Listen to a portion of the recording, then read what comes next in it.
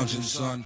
All right, welcome back to the Comic Lounge. My name is Ryan. Back with me again, my boy Mahdi Khene, talking some Steel Streets, another creator commentary episode. Last time we talked, we were talking about the fact that it was only meant to be a zine, but this is the first second issue, if that makes sense, of any of your books. Yeah, absolutely. Previously, it was all one-offs. This is the first time I do a continuing story where, like, with the classic issue 2, issue 1, stuff like that. And you were saying that one was drawn to size because these are smaller than your regular size comic book. I don't have anything on me to compare it to. Oh, here. Yeah. I got a bag and board. Nice. Yeah. So that right there will show you that these are not your regular size. I like the format. I like that it's a little different, a little bite size. They make it more of an object, and the paper stock. I could get nerdy about this, but I love that, this is the time jump, right? Like issue 1 was July 86. This is September 86. Exactly. Which is definitely more in line of how those books were coming out back then. They definitely were not on any type of monthly schedule. They came out when they came out. And the months correspond to the actual month. So it was released in September of 2022. Yeah, exactly. Yeah. I just kind of did that. It causes a lot of it's a fun little thing when people are like, these are only 150. I'm like, well, inflation, you gotta look at the date, so yeah. I know. I remember when we carry them at my shop, he's like, they're only $1.50. I'm like, no, dude, they're and he's like, and he kind of like looked at me. I'm like, dude, it's all about the aesthetic, dude. Just fucking tell people how much they cost, and it's fine. Right. I'm kind of breaking the yeah. So yeah, this issue, in September, I was still working full time at a cafe, and I was, like I said, I was making comics whenever I could. So a lot of this was digital. I remember I did the cover at a cafe on a sketch pad. I just drew Hiroshi flying through whatever. I was just, I was getting a handle on the character, and I was like, that would be a cool cover. And then I took it into Procreate and did all the little, the white circle and the shadow, everything like that. But a lot of this issue, I think maybe there's only the first 2 pages of story that are penciled on paper, and then I think the rest of it was digital, where I went into Procreate. Yeah, because I know some of your stuff is just usually a mix. I didn't realize that the majority of this one was all digital. For sure. Yeah. I tend to, it was really really dependent on what I had at the time, how much time I had, because I was still trying to do a page a day, regardless of whatever I was doing that day. And so having the iPad, I'm talking in the train, on my lunch break, at home, after dinner, before whatever, always trying to get at least a couple lines down. I was gonna say, yeah, I think for the most part you were almost doing something once a month at one point. Something was coming out. But was that the case at this point, maybe? I think I do a monthly book, but on the aggregate, so like at the end of the year, I should have 12 books. Yeah. Maybe some will come out, twice in a month. Right. There'll be a month break or something, but usually I'll try to do that. Yeah. I love that New York cityscape, dude. It's so good. Yeah, to kind of place it in time, introducing the Twin Towers and stuff to bring it all to make you really know where you are, so you can see even now I'm still trying to figure out this guy. I'm trying to figure out the character. I don't know what he is. I don't even think I know how to draw him properly yet, because I don't know what his suit is. It's just all fun little things I'm trying to do. But Hank and Francine are getting more fleshed out. I put a little more thought into who they are at this point. I also really love the digital tones that you do, because sometimes the digital tones look very digital to me, to where they don't like really. Right. It kind of takes you out of the story of it being like kind of an 80s type of black and white. But I think the way you do them here is, it looks like these were done on the boards, to me at least. I'm not a professional, but to me as a reader, they do really well. I wanted that. Yeah, I really wanted that duotone aesthetic. And I remember what I did was I took an issue of Ninja Turtles that I had. I think it was the Return to New York one was the first one of that one, and I scanned it in, and I zoomed in, and I got to see, exactly how the lines are of the duos on board, and I created brushes. So there's one brush that's lighter that's this way, and one brush that's darker that's this way. And I made the digital brushes so that it would be, if I put a little bit of pressure, not all the lines would show up. Just like if you were to dip your brush in the chemical, not the whole, the whole brush wouldn't be covered necessarily. So just to get that kind of organic brush quality. Whereas I think there's a lot of tones that is just one solid through line. You know what I mean? That's dope. You may have told me that, but I don't remember if I heard this entire story. But that's awesome. That makes sense then why it looks the way it does instead of it just being very. Yeah. I mean, I tried to approximate even just the line width, vis-a-vis how, I made it smaller to fit with the size of my comic versus, the bigger size of the Ninja Turtles comic. Just little things, just the details kind of. Yeah, and this is when, so issue 1, I didn't have any idea of what I was going to do with this. It was a zine. It was just a fun thing I was doing. Issue 2, I was deliberate with it, and I wanted to make it a direct homage to the Ninja Turtles and Daredevil and that whole that tradition, the spoof of the spoof, so to speak. Right. The same way that 20 years after Daredevil, the Ninja Turtles came out, I wanted 20 years after Ninja Turtles, because I'm, with my whole superhero comics thing, I think about time isn't really linear anymore, so it's just sort of, I'm thinking, okay, in 60 years, when they look back, they're going to see a through line between Daredevil, Ninja Turtles, and Steel Streets. They're going to be like, oh, it was a fun, a cohesive thing. And in 20 more years, maybe someone will do it to me. That's kind of the dreamy aspect of it, where I'm daydreaming about that as I'm making it. And yeah, this is definitely where I brought in, instead of the ooze, I think it's, what is it called? The osmosis zoom electrolyte or something? Organic osmosis zoom electrolyte, yeah. In other words, ooze, right? Yeah. So you do little things like that. Yeah, you got Hank a part of it too. Like he's a part of the origin, which, again, is your own thing, because that had nothing to do. I mean, the person that caused the canister in either Daredevil or Turtles has nothing to do with the story, Right. Yeah, so obviously, I'm taking the Ninja Turtles as a starting off point, but it's its own thing. Even at this point, I think. Yeah. Hank and scene. I guess you can make allusions with, April O'Neil and stuff like that, but yeah, I guess, but not really. Like she is kind of your April O'Neil, but a completely different type of character. Like for sure. Francine's doesn't come close to like what April. They're two completely different women. Especially what Francine becomes like later on in the series. Oh yeah, Francine will kick April's ass. Like, yes, I'm just saying. I don't want to say it, but yes, you're right. I'm just saying she's tough. She's tough. And like, for example, it was very deliberate to call him Hiroshi Tokanuga. Is the same name as Shovelman. This might be a little spoiler, I don't know, but it's I was deliberate in that. I even started trying to bring it into the superhero universe even here. If we remember right, in Shovelman, his name is Kenji Tokanuga. If you have read the other stuff, then you would know by now that they're related. They're father, son, they're brothers. Who knows? We don't know yet. Yeah, that's interesting, because I didn't know how they were related. But right. So is that something that still you have plans to kind of connect soon, sure. or maybe not even in this volume? Maybe we do it like when post issue 7. I think issue 7 is there's gonna be a part of that. Okay, cool. So yeah, and then you got your own version of the Foot, obviously. Yes. The Head Clan, which I dig too. But it's just, I find it's just funny that, you can create the hand, you can create the foot, the head, whatever, but it doesn't really matter, because it ends up being its own thing anyway. It's a funny idea, because it's not, it wouldn't read as a carbon copy of anything. You know what I mean? Yeah. You're also not leaving much room for the person that would come after you, because you've taken the head, there's the foot and the hand. So what is somebody else going to do?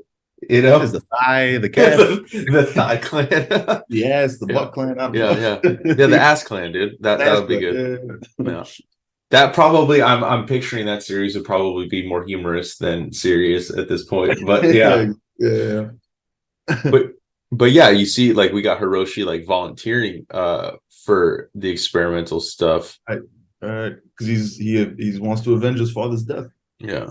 He comes back and then he meets Hank through mutual goals. They both want to take down the Head Clan, and he volunteers, but something goes terribly wrong.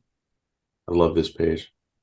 When I The way did that, you do the way you have like this the like spit or drool in the mouth yeah, nasty. and the duotone on here. Oh, dude, it's so good. Yeah, issue two is when I finished. I remember issue two. I was feeling really good, about what I was doing because the comics beforehand, like they all had they had their flavor. Superhero the beginning was very much my underground comic, as if like a teenager had done it.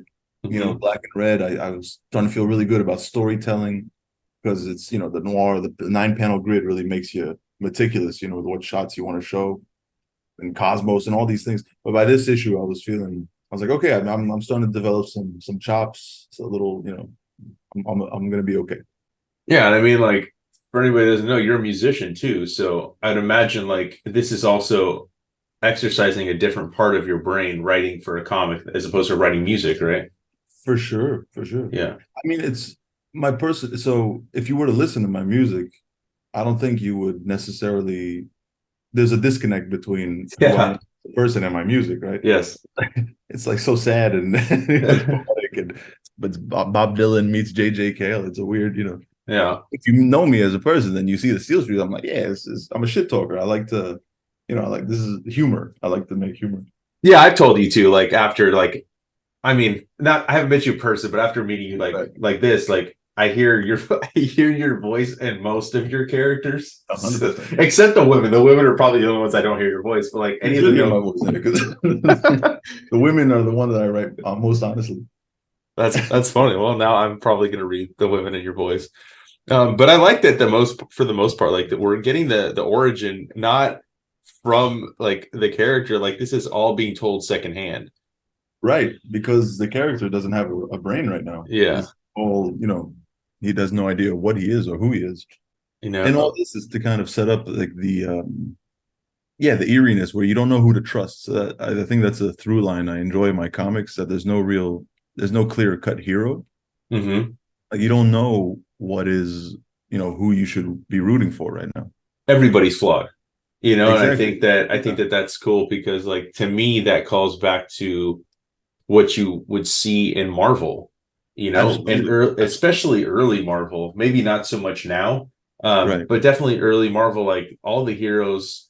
I mean, you could tell who the heroes were, so I'm not saying that, but everybody had flaws. Nobody was perfect. Right. Like you had the Fantastic Four, you had Spider-Man, you had every single main character, Hulk, right? Like the Right. X-Men, like they Right. all had their flaws. They were not perfect cookie cutter like you would get at DC, right? Like Barry Right. Allen, Flash, right? Like he's Right. perfect. Superman, obviously. Maybe Batman was kind of flawed, but even him, like I think early days, especially maybe the '60s, like he's more. It was not Yeah. what we have now. But I love too that you do the underground stuff in terms of like his headquarters, like where he's stationed. Right. I mean, Got it's Master Plank, dude. I love Master Plank. Master Plank took a turn, man. It's like you had to. Spoiler alert, obviously. And at the end of this issue, you realize that he's just in his brain, like he's just in his mind, Mm-hmm. that he doesn't actually exist, and it's just Hiroshi just having all these chemicals and stuff just messing with him. He has we don't know what's going on. And so the creation of Master Plank was just he was meant to be just his kind of conscious, almost like a weird, yeah, I don't know what. It's weird though, because how it connects like later in later issues. I mean, we'll talk about that when we get Yeah. there, but I mean, it is kind of interesting too. And I love this, like the movement you have, like you can feel this dude getting cracked back, and like it's all in his head. Like I look, and that's kind of like to me that kind of shows the frog in him, the way he's like Right. crouched down. Right. Yeah, The little things, yeah, dude, look at this, dude. Like this is fucking. This I had a lot of fun with. I have to imagine you did, yeah. I was looking up so much. I think half the fun of making comics is also just looking up references and stuff and unlocking. It's almost like you look up a little reference, like a fight pose, or you take a picture of yourself doing it, and then you Mm, draw it, and then when you're done drawing it, you've unlocked it. yeah, It's kind of like, oh, okay, now I understand it. And so doing all these fight scenes, I think this was the first fight scene I had really like a more intricate one that I'd ever drawn before, Uh-huh. where it was a lot more, you have to do, more motion, more dynamic action. Well, yeah, no two shots are the same. Every single angle that you're doing, it's. Right. Did you like take pictures, like pose in the mirror and like take pictures of yourself? Oh, 100%. Yeah. I do that all the time. Still. There's so many photos of me when in like a suit with a revolver or like, doing stuff. I want to do a zine one day of just poses that cartoonists do for their references. That's a good idea for your Patreon. So if you haven't followed his Patreon, Mahdi's Patreon link is down below. Make sure you go back that. If you do the good tier, which is the highest level, you get zines every 3 months, right? Yeah, exactly. Yeah. And a chance to get some original art.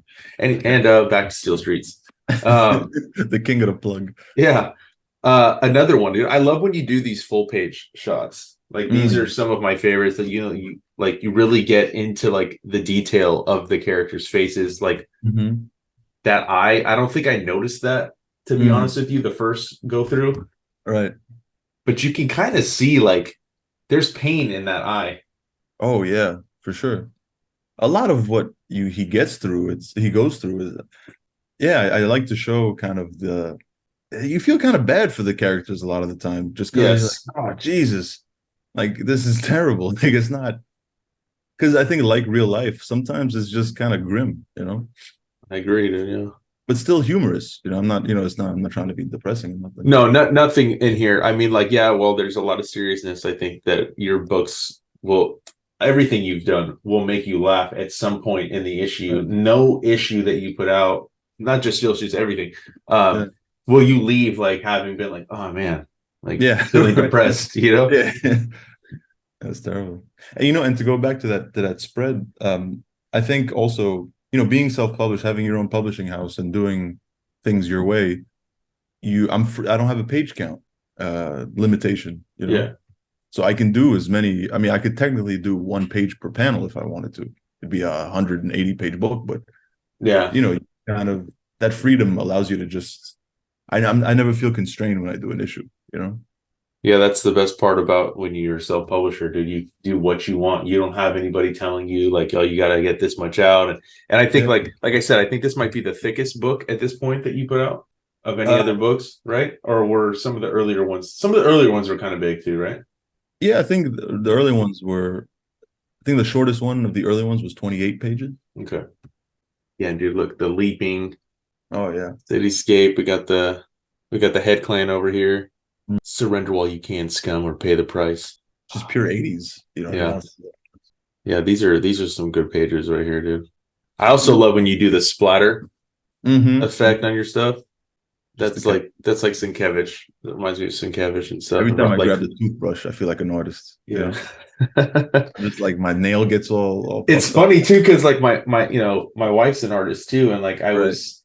And I'm working from home now, and she was like painting, and I was sitting out there in a meeting, and I kept hearing this like flicking sound, and I'm like, "What the fuck is that, dude?" Right. And it was like, and it just like it was like that, like, dude, what is she doing? And I come in, and I just see her like flicking the fucking paint to get her splatter effect. I'm like, oh my god, dude, I can't believe how loud that is, Yeah.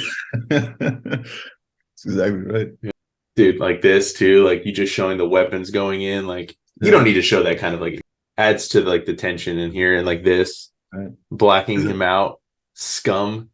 Yeah, because again, I mean, it's like I see it as shots in my head. Like all this is moving, and when I'm thinking about it, So you imagine that slow motion shot of the daggers and the ninja stars going like through the screen as the music's playing, and there's the cuts and everything, and slit, slice, flup. Yeah, just alliteration. Yeah.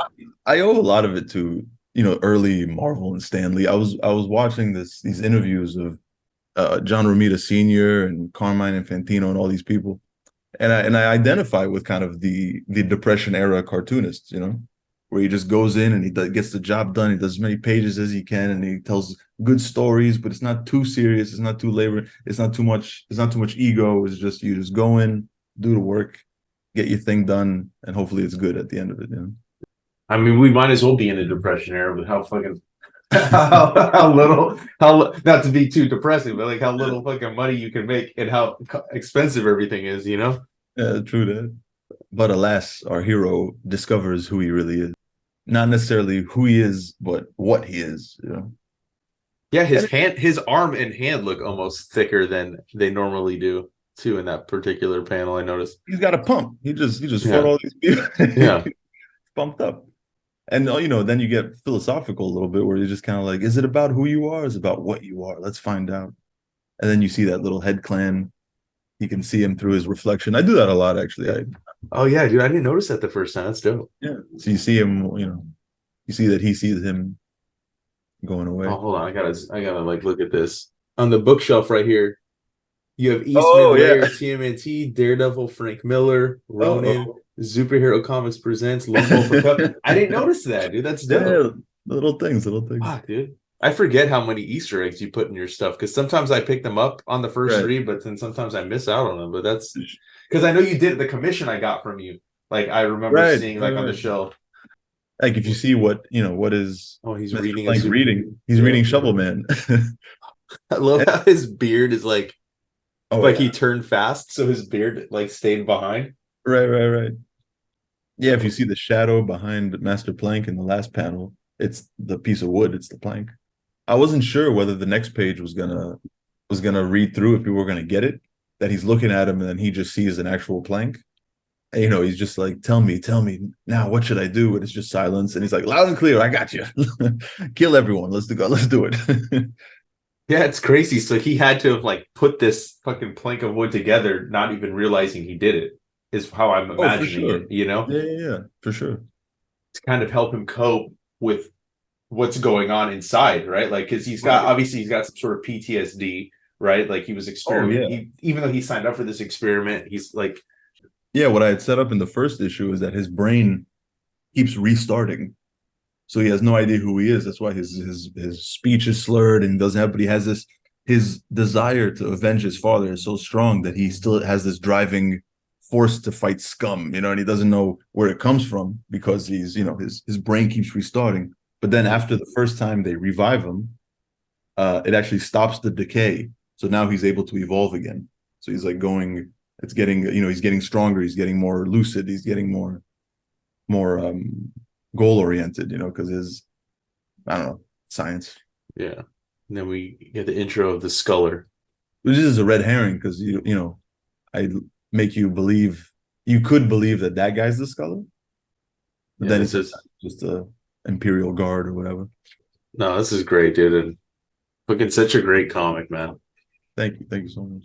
And then here's the fun part where I take on my persona, Mahdi Madman Khene, and I don't know if you've seen the videos on Instagram I've been posting where where I dressed up in a suit and do all these little 1960 era videos. No, I haven't seen them.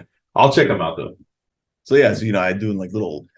That's New York in the 80s. It's Times Square, and there's steel streets at the top. It's like the phenomenon. But it's also a way to showcase, little things. Like I have a T-shirt coming, so there I am with my T-shirt, That's dope. and it's Yeah. kind of my Stan Lee character just coming in. No, it's cool. I love these, dude. I like the little editorials. I think that Right. I wish more people would do them, especially self-published people, because like you Sure. can, like they're like you said, there's nobody telling you what you can or can't do in a book. So Right. I think it kind of is a way to help connect the reader with the creator as well. Sure. And And I think it throws you into the world deeper, yeah, and then all the fake ads. And these are just fun ideas, that I like to put down.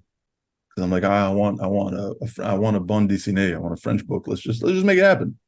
Now it exists, and that's I don't necessarily have to do it, but right. And and then you got then your buddy's yeah, book. exactly. Doing some amazing work. Does this book exist? Oh no. It's Damn. his All the right. character, I mean the character exists now. Stelios. Yeah, I love this. Yeah. You got the Nintendo game too. yeah. Also a very talented artist. And then yeah, that's Kenny Wong. He did his Ronin take on the insult. It's an old like Muscle Mag ad.